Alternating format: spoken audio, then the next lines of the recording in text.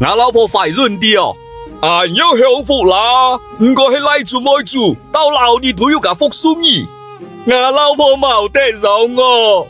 俺要享福啦，唔輸吵聲交債，還冇壓力，兩公婆想一人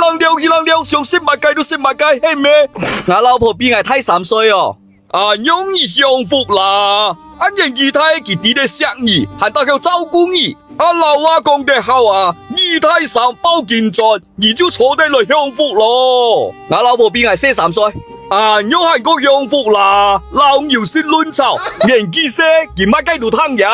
而係屋卡都攞做皇帝的咯，係個享福啊。我老婆仲攞腳在喺我前上嘅哦，